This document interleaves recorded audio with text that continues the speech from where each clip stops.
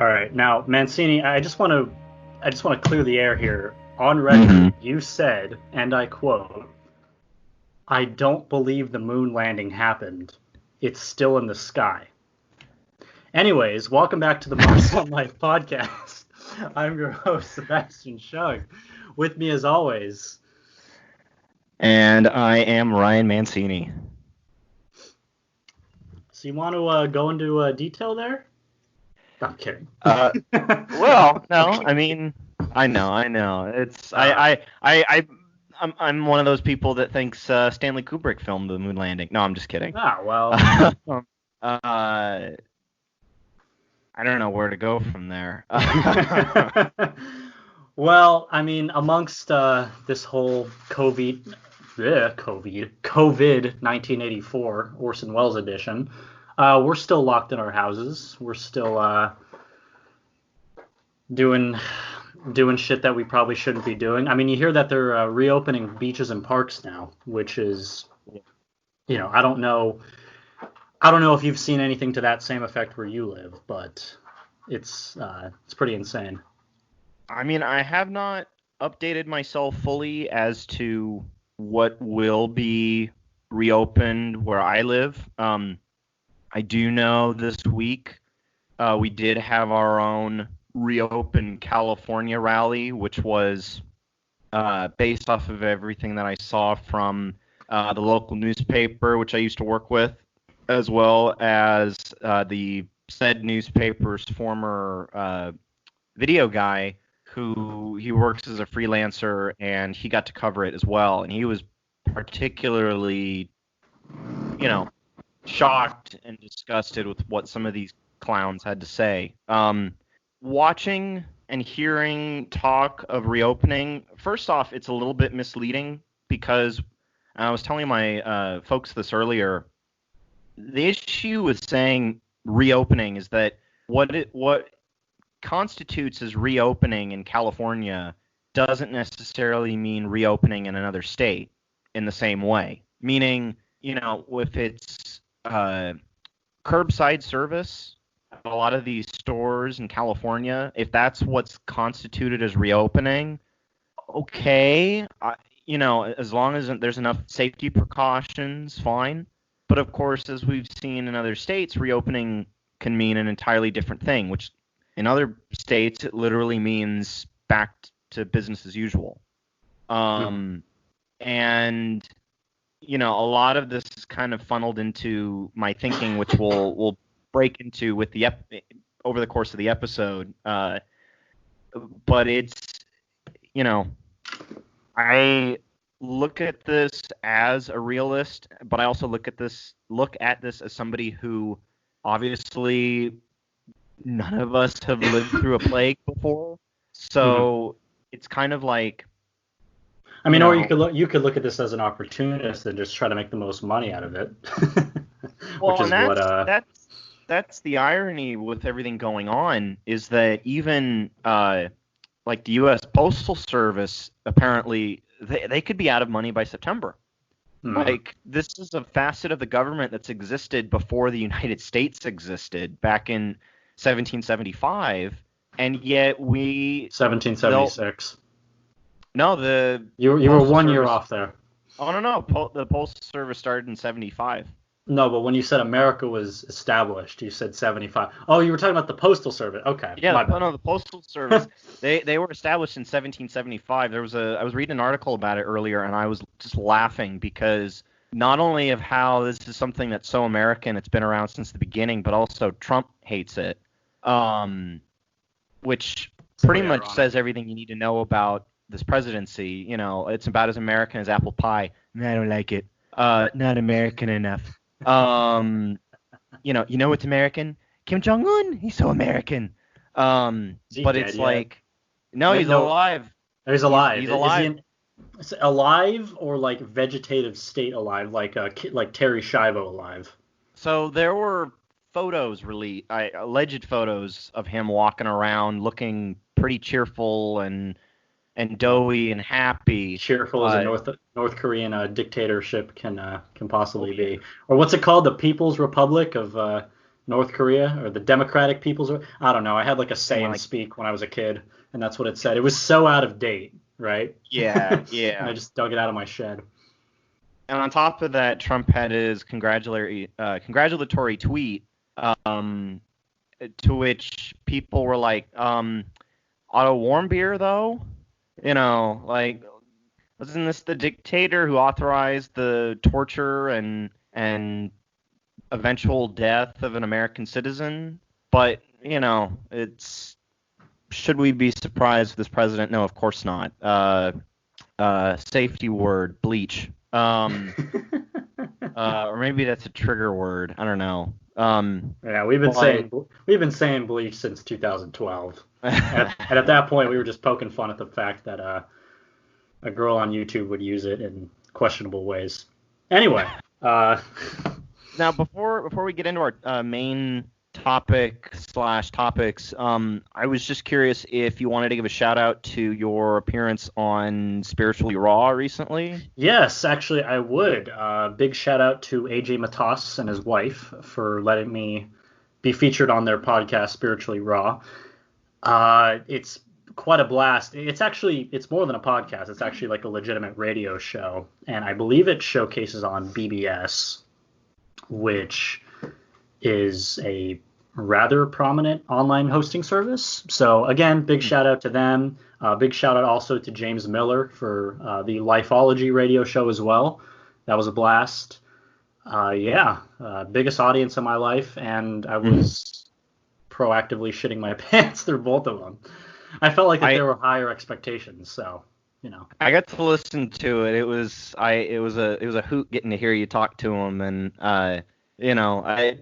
my own views aside on things spiritual and conspiratorial. It was cool. But see, that's the thing, and we were talking about that before. Like, I know that some episodes kind of garnered that.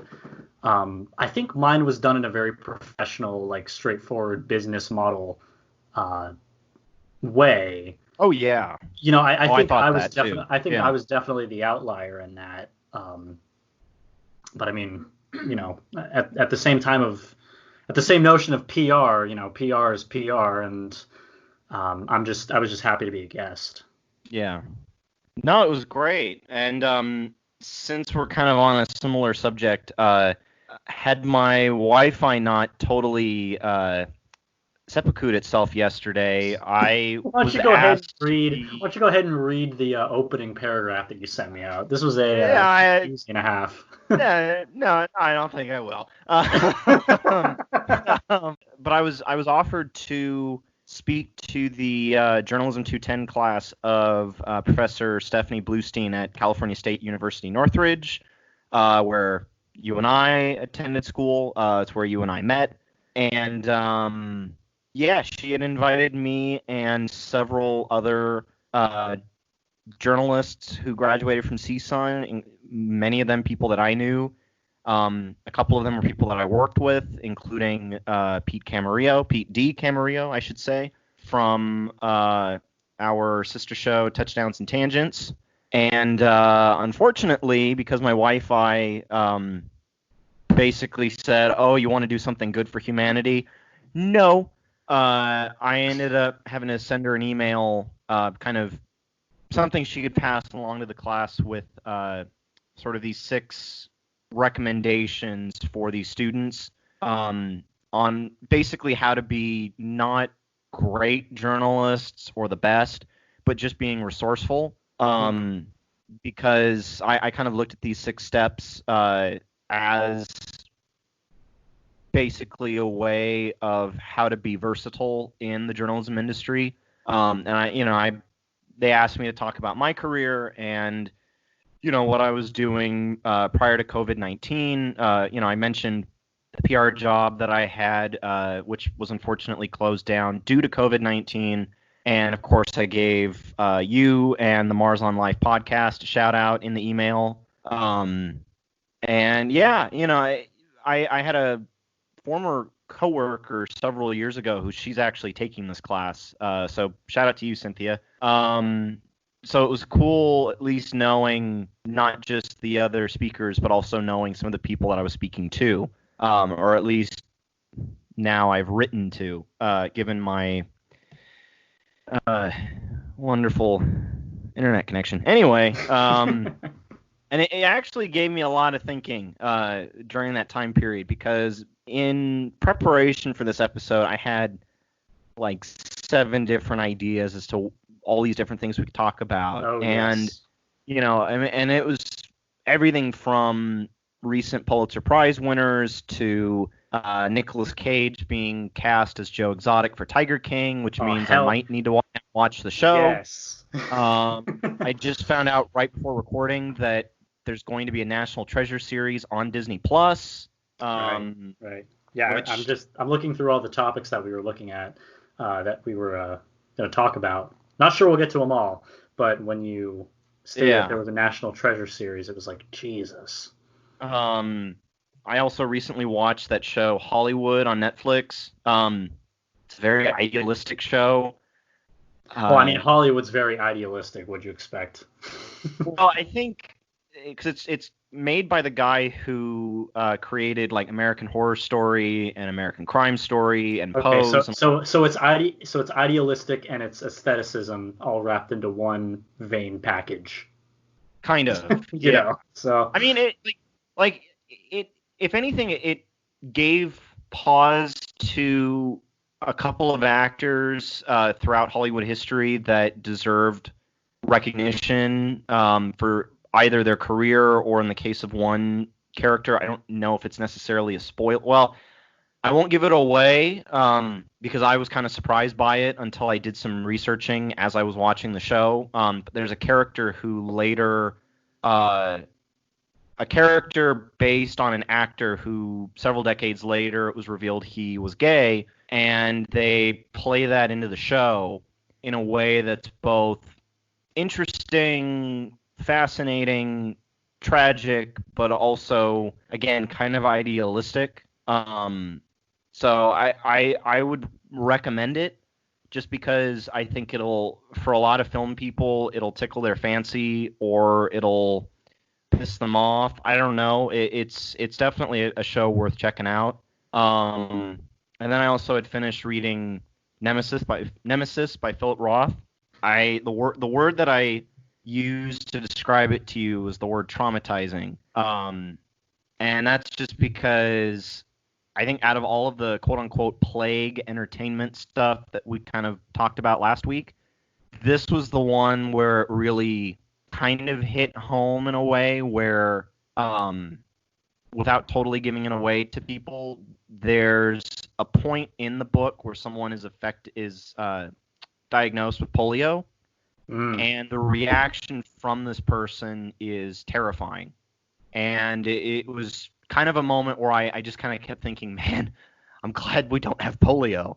And this book takes place a decade before the vaccine was created. So it's kind of like, and they even say it in the book later on, there's characters who've survived polio, but their bodies have been ravaged.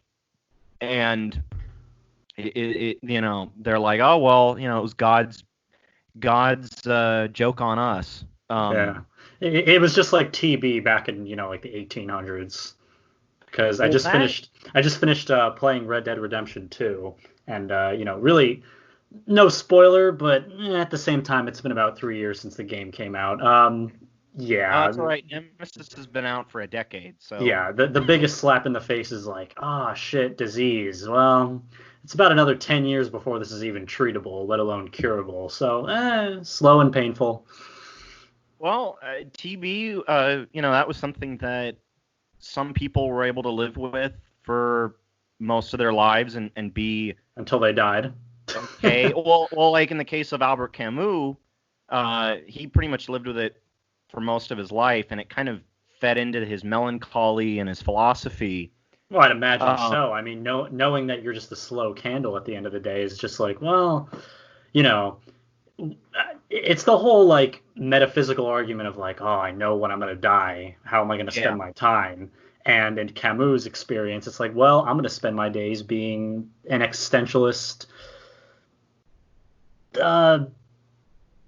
I don't want to say piece of shit, but knowing how us 21st century people represent it, it's just like, well, are you just gonna be sad all the time, man? But And then you also, on the flip side, you have Doc Holliday, who right. died at the age of 36 because of it. Right.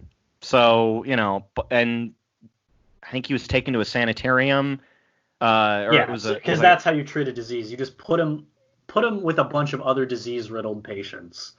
well, You know, it was like they were like springs in Colorado because there was the idea that the higher the higher elevation would elevation be a would cure. help. Yeah, So, fun shocker, it fact, wasn't, but his death in the movie Tombstone is inaccurate because Wyatt Earp was not there the day Doc Holliday died. Fun fact. mm, Another fun fact, I may have an ancestor who knew one of the Earp brothers. So, but that's a podcast for for another another time. day. So, had a lot of thinking about Oh, did you hurt yourself? coronavirus. Huh? Oh no, I'm good.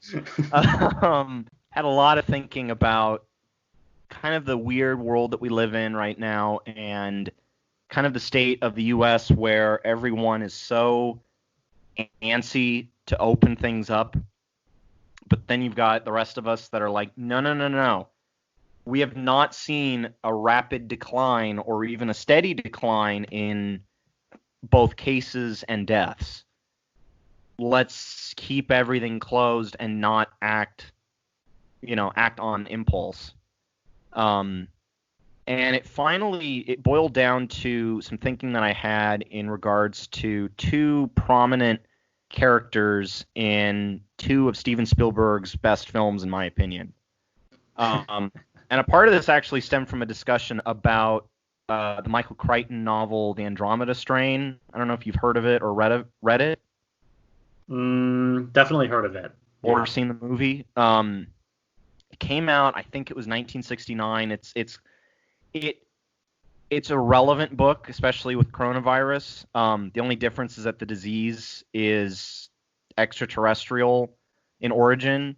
However, with Michael Crichton, he was an author who did an outstanding job at translating really difficult science, specifically biology, into kind of thriller fiction, i.e. Jurassic Park, which he created.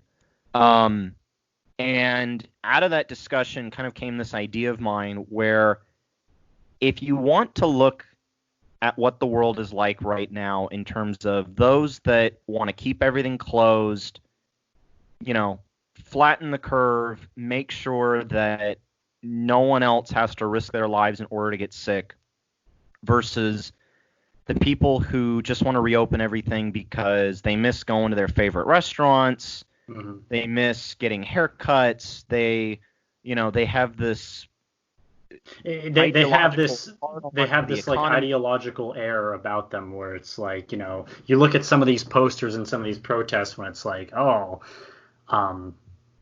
the stay-at-home orders, they disobey my constitutional rights, kind of thing. And it's like, yeah, a lot of people are antsy because they can't step 2 feet out of their house, where in actuality you can step 2 feet out of your house. It's just a matter of being careful. And I take walks. I mean, I got blisters on my feet because I walked. I overdid it on a walk recently. So it's not like we're not allowed to leave our homes. right. And hell, we could drive across the country. This could be the return of the car culture from the 1950s if we really wanted it. Right. But it made me realize that we're basically living in a world full of two beloved Steven Spielberg characters, and I'll put a little asterisk there because technically both these characters were made by two different authors. Right. The first of which, the character who kind of embodies being cautious, don't tempt fate, don't bother with, saying, you know what, screw this, I'm going to walk out of my home, I'm going to go up to McDonald's and I'm going to walk inside the restaurant and not wear a mask and get my quarter pounder with cheese. The person telling people, let's not tempt fate, let's not do anything rash or stupid, We want to make sure we don't piss off Mother Nature. That character, of course, is Ian Malcolm from Jurassic Park. Dr. Ian Malcolm from Jurassic Park. The other character, of course, Dr. Ian Malcolm being created by Michael Crichton, of course. The other character is Mayor Larry Vaughan. Mayor Larry Vaughan is the mayor of the seaside port town of Amity in Peter Benchley's novel and Steven Spielberg's first big blockbuster, and what is considered the first major blockbuster, the 1975 classic Jaws. And basically all of the people that are in a rush to reopen everything, as well as the reactionaries who are responding to the protests but have done everything good in their power to keep everything closed, who are now saying we're going to start reopening things. Amity, as you know, means friendship, is what I have to say to those people. So I guess obviously this is something we can further dissect. I guess what's kind of your take on my... When I saw the mayor's, kind of like diatribe over like, it's Amity, it means friendship, it means like we should all be together, fuck a rampant shark in the ocean, it's like, you just go to the beach kind of thing. And it's like, well, I can understand definitely dialing this back to the real world interpretation of it, where it's like there is a predetermined and now factual risk of stepping outdoors. Okay. And that is the risk of believing that either the person closest to you, i.e. your neighbor, or the people that you bump into, that could be like your essential businesses, are going to be carrying this disease. Now, comparing this pandemic to a killer shark you can't really say it's one of the same, because by practice that would mean like, okay, well, sharks in the ocean, it can't swim on land, but I probably shouldn't get too close to it. So equating that to this would be like, oh, well, people may have the disease, I should probably not get too close to them as well. The thing is, with Jaws, you know what the danger is. With coronavirus, you really don't, because who the hell knows who has it? Yeah. If you're talking in terms of asymptomatic people. So, I mean, I can understand the attitude is, it's very much a blissful ignorance. And it's like, oh, well, who cares? And you could probably say the same thing for now. Oh, well, who cares? It's like the flu. Like every single one of those 2-bit journos before they got laid off saying, it's just like the flu. Don't worry. Yeah, pretty much. And it's most likely that people in our age demographic are going to be fine. But is the risk worth it? Right. But in this situation, I think kind of where I start drawing parallels with my analogy is with, obviously with coronavirus, you walk outside, you talk to people, you maintain social distancing. You maintain a distance, you wear masks, you take the necessary procedures, and it's a lot more abstract because you don't know, because unlike Jaws, there isn't only one person to look out for, like there is one shark in the movie. But then that's just it, is in Jaws, because there's a very pivotal scene right before the beginning of the third act of the film. I believe it's before the third act, where it's after, because my whole kind of point being, where if you're going to kind of draw a parallel, you go out and about, you talk to people, like for example, me talking to my neighbors after my Wi-Fi blew its brains out. Obviously it's kind of like, okay, we're kind of in a safe area, we know everyone is probably fine. But then if I start venturing outside of my neighborhood and I start engaging with people that live in a different part of where I live, I may let my guard down and I may feel a sense of security when in fact there is none. In Jaws, that same fail-safe sense of security is still there, because you go into the water and you don't know if you're going to be the shark's next meal. Obviously, and this kind of goes to my point about a scene in the film I still haven't described yet, where it's after the last shark attack, and Martin Brody, the chief of police, his son is kind of involved. He witnesses someone getting eaten by the shark, and he's in shock, and so he has to go to the hospital. And while Chief Brody is at the hospital, he's speaking with the mayor, who for about the entire course of the movie has been advocating to leave the beaches open and not closing them down because, as he says in the movie, someone screams barracuda, people go, what? You yell shark, and then you're going to have a panic on your hands on the 4th of July. And he makes a comment several scenes later when Martin Brody's son is in the hospital. The mayor and Brody are talking to each other, and Brody's telling him about how he needs to commission Quint to go kill the shark. Right. And the mayor is, for the lack of a better term, shooketh.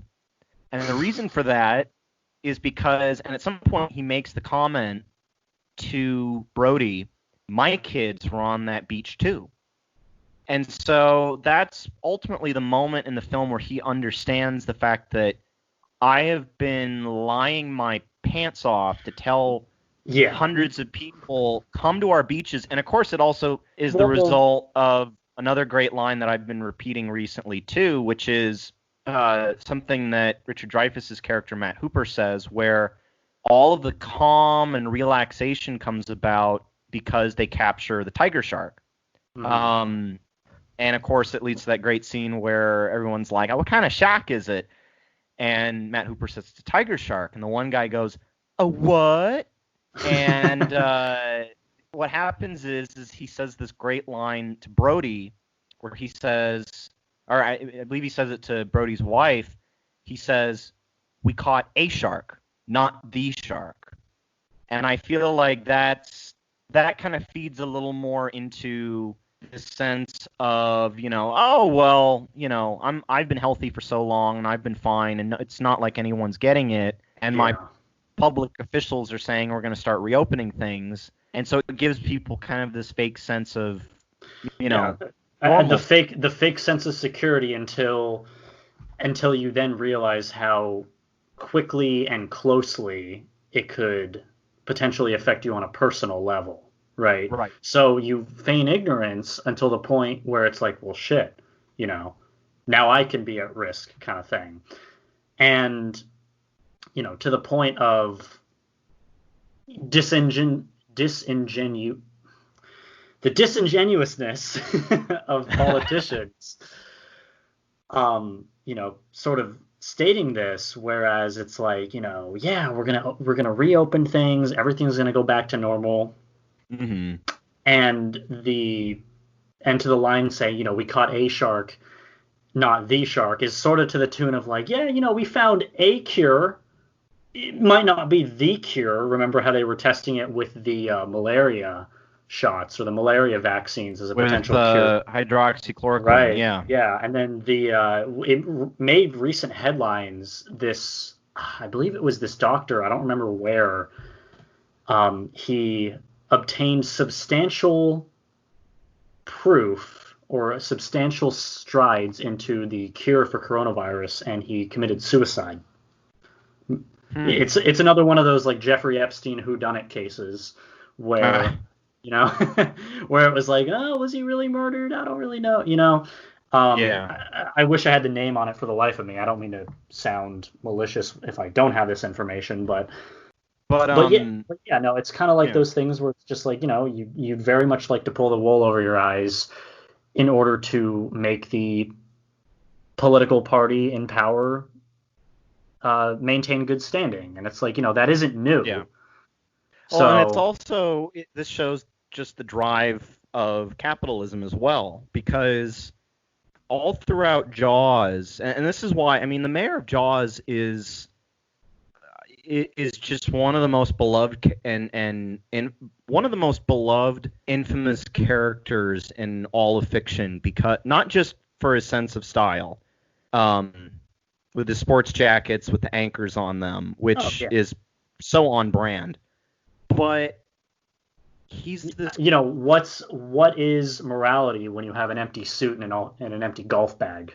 Right. So and remember too, Martin Brody is new as the chief of police in Amity. He's originally, the Brodys are from New York. So to Brody, he's a total outsider, and the chief of police is like, you know what? I can toy with this kid. Mm-hmm. The mayor is telling him after one attack after another, 4th of July, it's going to be one of the best ones we've ever had. Because after the first attack of Chrissy Watkins, he brushes it aside, and of course you get the great line of, you yell shark and you have a panic on your hands on the 4th of July. And then later it leads to a confrontation with Matt Hooper after they realize we need to get an expert on marine life to come and figure out what the hell's going on. So which, of course, Matt Hooper says this was not a boating accident, or, this wasn't some freak of nature. This wasn't something that just kind of was an accident. It was a shark that killed her. And, of course, they cut open the tiger shark. They don't find any human remains inside. And this is after more people have been eaten, including a little boy, Alex Kittner. And it ultimately leads to the mayor going on television, and this is going to sound familiar, going on television, talking to the press, and it's basically that clip that I sent you earlier of where he says, the weather's great, the beaches are fine, people are having a great time. Amity, as you know, means friendship. Right. And fun little Easter egg, by the way, that TV reporter is actually played by Peter Benchley, the author of Jaws. Because he has a moment where he's walking on the beach saying, there's been a cloud on the beach, the cloud in the shape of a killer shark. That was Peter Benchley, the late great Peter Benchley.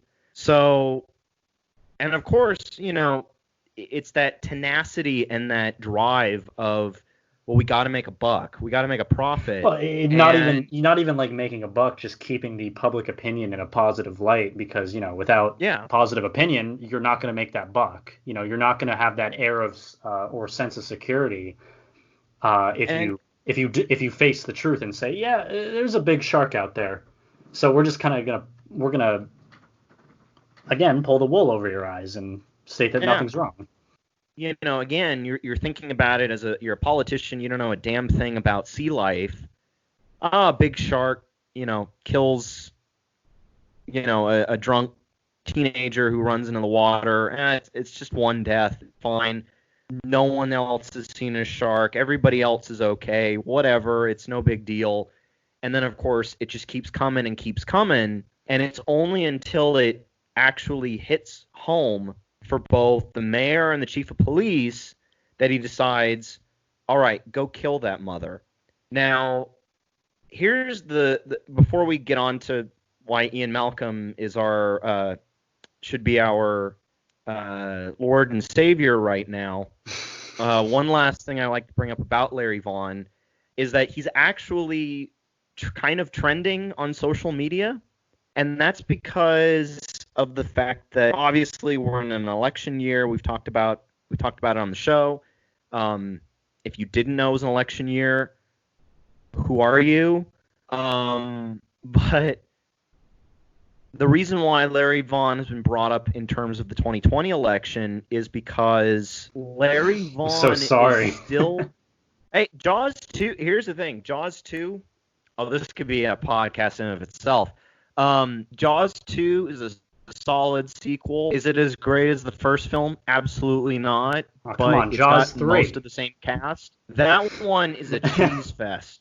It's not a good movie at all, but you didn't like Jaws 3? You poke fun and laugh at. Sharknado? Well, that's just it. Oh no, there is a Jaws 3. Yeah, no, there is. Dennis Quaid and Louis Gossett Jr. and it takes place at SeaWorld.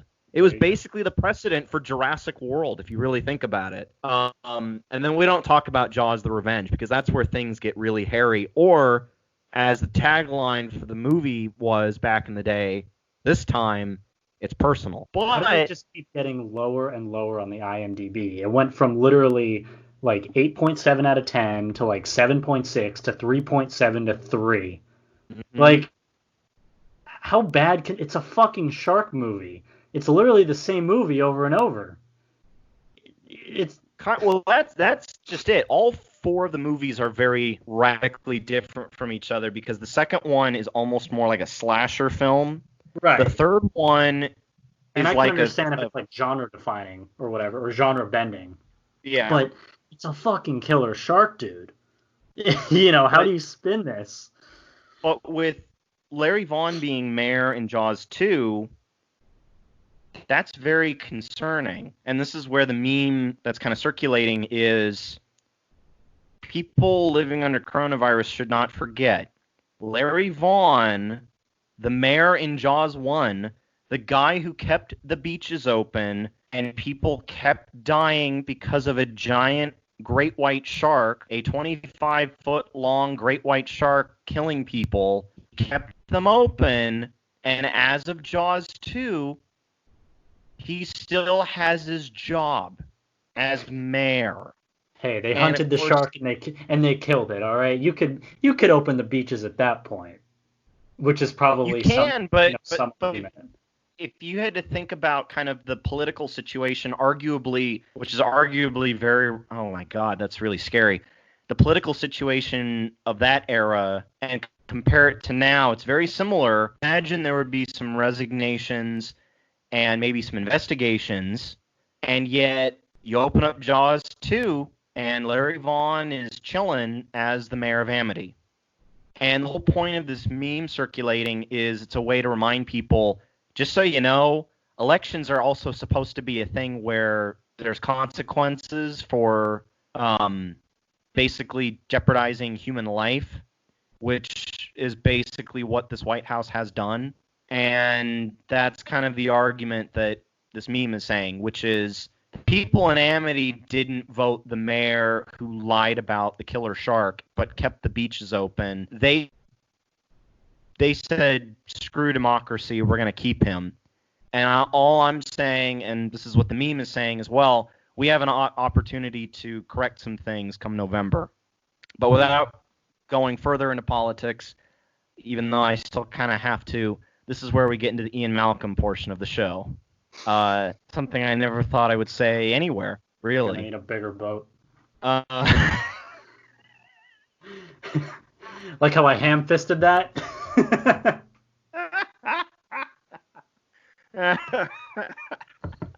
Oh my God. Oh, that was perfect. Oh my goodness. So, Dr. Ian Malcolm. Now, in the case of Ian Malcolm, obviously, this is where you get all the worrywurts out there who basically see this whole situation as something unprecedented, something that we really don't have any kind of firsthand wherewithal in terms of, can we engage with other people who've experienced a bloody pandemic? It's a very kind of ironic, it's just a chord of irony that I'm seeing right now, because you look at Ian Malcolm's character and you look at the precautionary measures and his attitude, you spent so much time wondering if you could that you didn't stop to think if you should attitude, and you think this is the typical, you could say, by the book conservative attitude, which is if Donald Trump is trying to exacerbate this into the public, why in front flipping fuck would he want to reopen businesses? Okay. Right. So, and there's answers to that, though. Yeah, but you'd assume that, hey, maybe businesses shouldn't really be open, the non-essential businesses. Maybe non-essential businesses shouldn't reopen for this sense because, like the tattoo artists. That was what Trump was advocating. Right. So I look at Ian Malcolm and I look at this air of, caution, which you're right, there hasn't been something like this in decades. And it's like, regardless of whether you think it's as benign as the common cold or as full-blown scale out of proportion as goddamn swine flu in 2008. Yeah. Or whenever that took place. I remember there was a big scare. Of course, I was too young, but I was too young to know. But it's like, I think we should approach this, regardless of age or medical circumstance, like with some caution. Don't play with fire if that's what you're thinking about doing. I'm not saying go outside, but I don't know. It just kind of struck me as ironic. Yeah. Well, and in some ways, arguably, if we were to keep going with the Jaws metaphor, you could say, well, everyone is Chief Brody.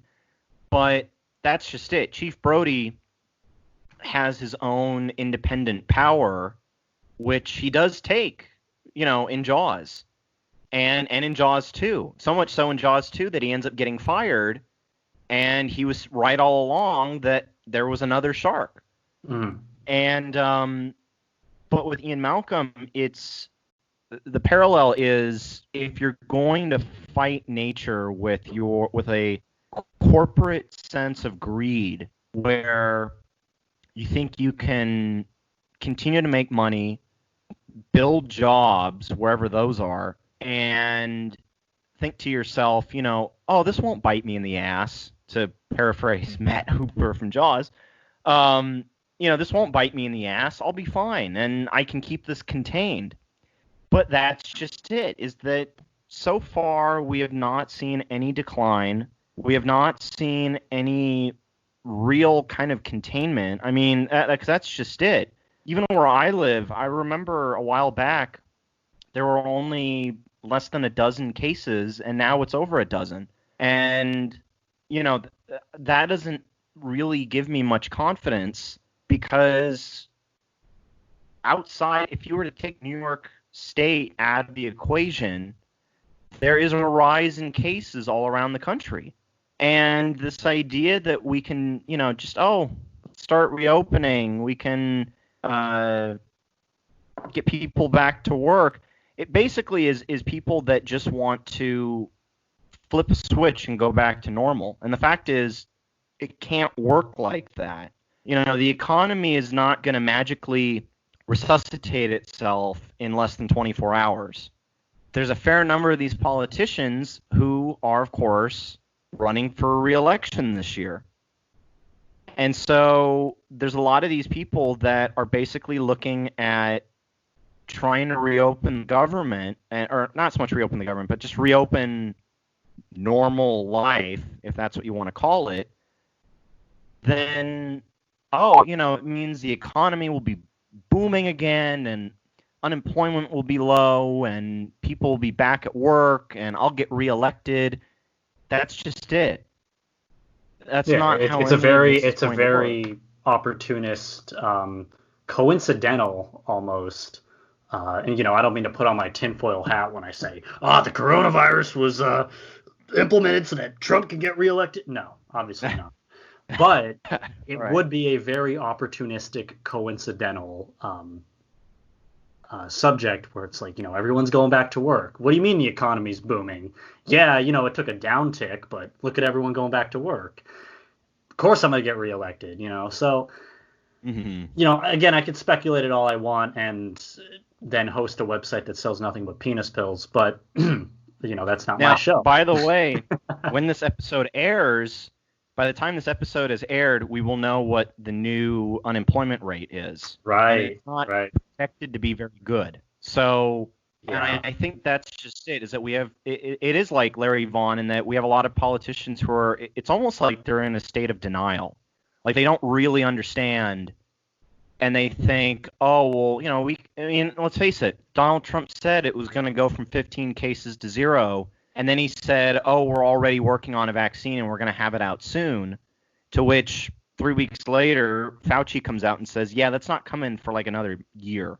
And I think overall, I guess the kind of the thinking that a lot of people, a lot of the doubters, which I would lump myself in that category, the people that are upset at the term reopening, we're simply looking at it like this, which is, if there's one thing the history of evolution has taught us, it's that life will not be contained. Life breaks free, it expands to new territories and crashes through barriers, painfully, maybe even dangerously. But, well, there it is. To which, of course, the epilogue to that quote is, life finds a way.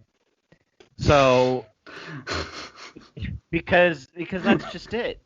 I would rather be safe than sorry. I really would. I I'm not. I don't. Of course, my mindset is not of the remark that I made in the beginning of the episode where I was like, this is COVID 1984, where everyone is fucking subject to the divine Big Brother in the sky, or the metaphorical grasp of society's hand on the common everyday citizen. But it's like, right. I can understand why people would feel that way being trapped inside their houses. And I would almost go so far as to say, unless you have that outlet, whether it be through the arts or through education or through hell, even being an essential worker and enjoying those fleeting hours where you're outside of the house working, it's hard to keep yourself occupied. And it's really hard to not feel like the other I'm exaggerating with this number, but 10 million plus NEETs in America that do nothing but spend every day in their mom's basement every day. So, I can understand being self-deprecating about that unless you have that outlet. It's definitely hard. It's definitely hard sitting beside the computer or by the TV waiting for the next, breaking news report from your favorite news pundit. So I'm not surprised if people feel like they're trapped. You're not, but like you said, you'd rather be safe than sorry. Probably so would anyone you could ask if you approached them on the side of the street. Oh, yeah. With people and, their sense of community building in those states, whereas, you kind of know people from your own neighborhood. Everything is like a homely vibe. The conservatives like to tout it as, oh, well, we're just really so closely knit, Yeah. And you typically find these states like, I would say Colorado is one of them, or my favorite state, Wyoming. Kidding. And to tie it back in with the Ian Malcolm analogy, it's, I would rather be someone who's, obviously, I'd rather be safe than sorry, but at the same time, I would, I urge caution with just about everyone, whether it's people in my own house or my own neighborhood or people I communicate with over social media, or just, friends that I'm texting, where none of us have lived through anything like this before. So even though there's talk of reopening, and even though there's talk of slight, ever so slight deaths in LA County, which of course that got totally upended. Right. I would just simply rather be the person that tells everyone, look, this is a plague, this is a pandemic. When AIDS was happening, you had activists like Larry Kramer basically saying enough of this in terms of the federal government's lack of response, but also, telling people who could potentially die of AIDS, we need to change things in order to keep ourselves safer and healthier. And he was very adamant about it, and that's where I kind of look at the Ian Malcolm thing, where throughout every Jurassic Park movie that Ian Malcolm is in, even the one we don't speak of, the most recent one, he's basically advocating for not opening Jurassic Park to the public because you cannot contain animals that you know nothing about. You're dealing with the clones of 65 million year old dead animals, and your response to that is, well, it's okay, we have electrified fencing. And, of course, they didn't expect the world's most evil postman, Newman, to shut the power down. Although there's a good argument to be had that had John Hammond been a better boss, Dennis Nedry wouldn't have gone down the path of shutting down Jurassic Park. That's a podcast for another time. But at the same time, like, if you have an island with dinosaurs on them, yeah, you could massacre one with a whole police department. But let's put it this way. If a dinosaur gets loose, you can't get animal control. Now, of course, Jurassic World tried to be the antidote to that. And of course, and mind you, screenwriting was involved, like with most movies. But with Jurassic World, obviously, they had the same mentality of, we can contain this. We can contain this. Yeah. And again, life broke free, and Jurassic World became just like its predecessor. Go ahead. I was going to say, like, if you equate that into coronavirus and you let it roam free, and the hypothetical, I guess, sort of positive outlook is that people are inundated enough to smaller. Right. Okay. So you're out in public. Lower risk of exposure. Lower risk of exposure. Right. So you're at lower risk of exposure. You wash your hands. You wear a mask. You maintain social distancing, and you're exposed to it in some form or another because you do have to attend these essential businesses. You let the virus roam free. Let's say that we don't have a cure in another year or so, if we're being generous. I know that's being pessimistic, but to finish up my point, it's not that it's a necessary evil that people are dying as a result of it, but what other option is there? You can't bring back the dead. You can only examine how people are dying, to what effect the virus is affecting them, and essentially go from there, Right. Well, I think you would have to be infected with the disease in order to potentially be more. Basically, because the kind of thinking in terms of a vaccine or, in terms of a vaccine, there's that's the uncertainty of it. It's not certain that a dinosaur is going to bite your head off. It's a good chance, though. That's just it. Or stepping outside and getting hit by a car. You don't know what's going to happen. It may, right? Well, yeah. I mean, that's there's a good analogy for that too, but. Before I get there, I just want to make this quick point about with the testing, there's two methods of testing, obviously, where it's either to test to see whether or not you have any symptoms or, if you may be carrying it, or there's the test where it's basically looking at your antibodies and whether or not the antibodies can be evaluated that you had coronavirus in your system, but you've since recovered, you just didn't know you had the disease. Now, in terms of my second analogy about playing it safe and tying that in with Jurassic Park, I guess in terms of staying at home, flattening the curve, all this nomenclature we're now familiar with, if you were to analogize it with Jurassic Park, for example, think about it. The T-Rexes are only going to see you if you're out and about moving around. Now, if you're stuck at home or if you're basically frozen still, because according to Jurassic Park, Tyrannosaurus Rex's eyesight was based on movement, which there's no record of that in paleontology because eyes don't fossilize, so we would never know that. So what's up with that, Jurassic Park? Genetically engineered dinosaurs, of course. That's also why the velociraptors are so damn tall. They were pretty small.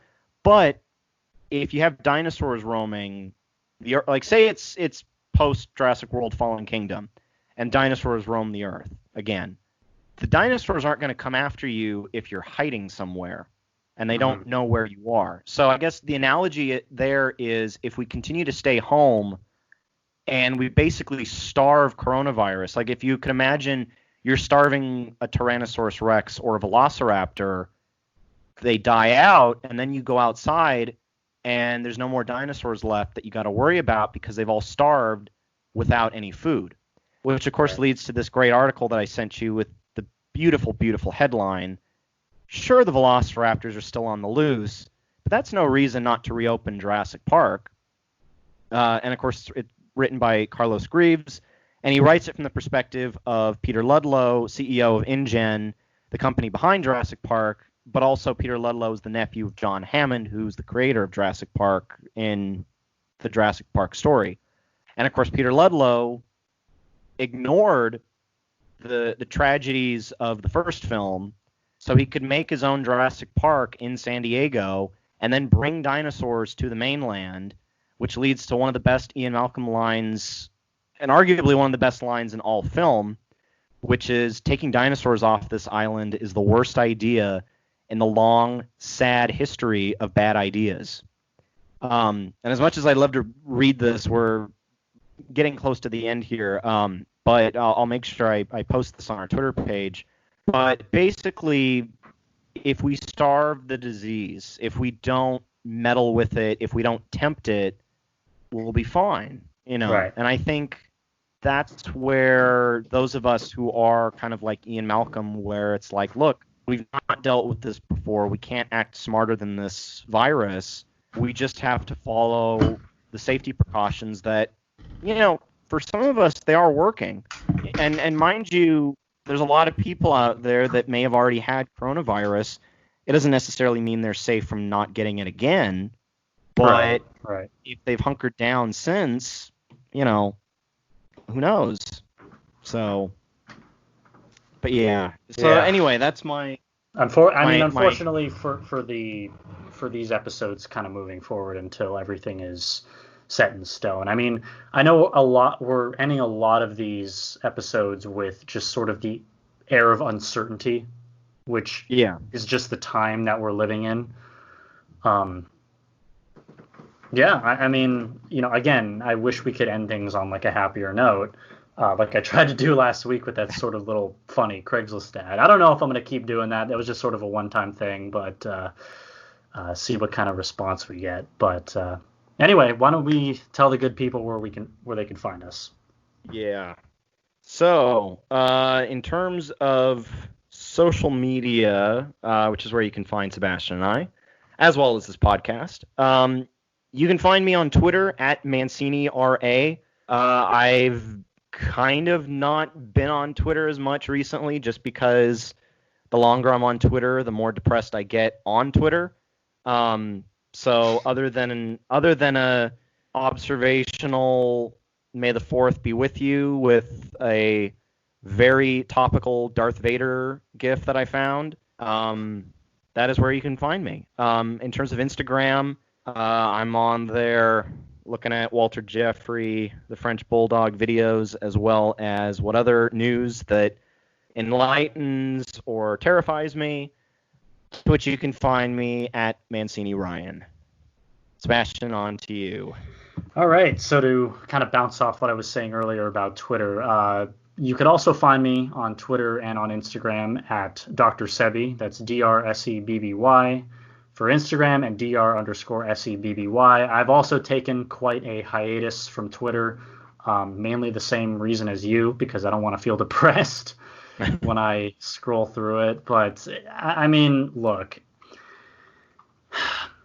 the tagline is Twitter, it's what's happening.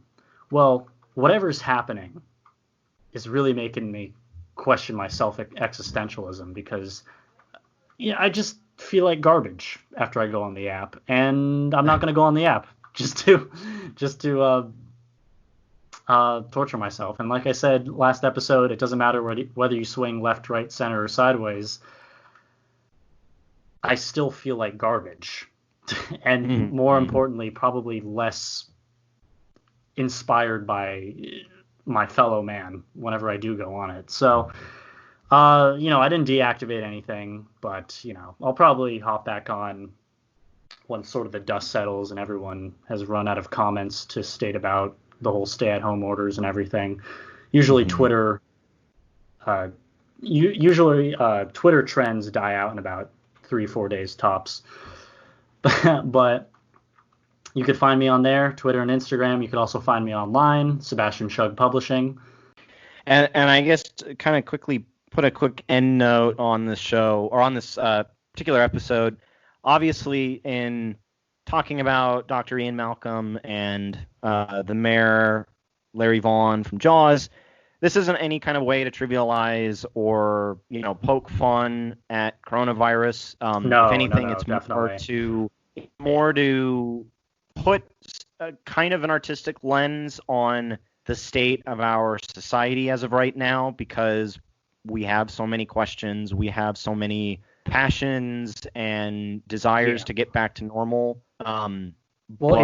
It's definitely hard to sort of put that spin on content, and I think most importantly commentary that is deemed as controversial. And the statements in this show, of course, they're 100% our own, but they're not reflecting of opinions that poke fun at this in any way. We can only look at this from an analytical point of view, and some of those points of view may be a little off color in execution of stating them or analyzing them. Unfortunately, I guess this is just how people make light of the situation, or I guess certain people. So, apologies in advance if this content is offensive, but it's just a matter of getting through it in the only way we know how. So again, we're not trying to trivialize or draw humor from this pandemic. We're just more so trying to draw parallels. Yeah, and I think too, and we both kind of addressed this in talking about our love-hate relationship with Twitter, which is life right now is pretty boring and depressing. And speaking at least for myself, and I'm sure a lot of listeners would agree, something like Jurassic Park and Jaws, they're great man versus nature tales, but also we're kind of living in a man versus nature tale, and we're seeing, and in a weird way, this kind of ties in with my plague entertainment bit from last week, which is we're kind of seeing stuff that we grew up with that we thought was fun, and it wrapped up with a nice bow at the end. We're finding out that we're kind of living through that, and I guess because people are so scared and confused, to put it in the simplest terms, I think is a great way to get people to really understand how dire the situation is. And, right. No, definitely. Obviously, if you ask me, I mean, Ian Malcolm's one of the best film characters ever, but he's right. I mean, logically speaking, he's right when he talks about creating dinosaurs in the 20th century. And Larry Vaughan, the mayor in Jaws, that's just it. Nobody knows how big or how lethal this shark is until the end of the movie when you see the shark. And that's suspense. That's a part of what makes Jaws not just a great film, but in some ways a great horror film. And so, and that's kind of the world we live in now, is we're living in a similar situation, and that's just it. We can't put a compressed air tank into the mouth of coronavirus and shoot the tank. Mm-hmm. We can't isolate coronavirus on an island off the coast of Central America. It is life now. A plague is a plague, and you just want to stay safe and stay healthy. And I think if that's a way to kind of wrap up this episode is, everyone stay healthy and stay safe. Definitely. It's all we can do, really. Yep. And with that, take care. Take care, guys. You've been listening to Mars on Life. Please make sure that you find us over on social media at Mars on Life Show on both Twitter and on Instagram. And on top of that, you can find this show on Anchor, Spotify, and Apple Podcasts. Our artwork is done by Zachary Erbrick, and our intro music is Space Explorers by Kevin MacLeod. I've been Ryan Mancini. My co-host, as always, is Sebastian Schug. And just remember, if you keep on going, you'll make it to Mars.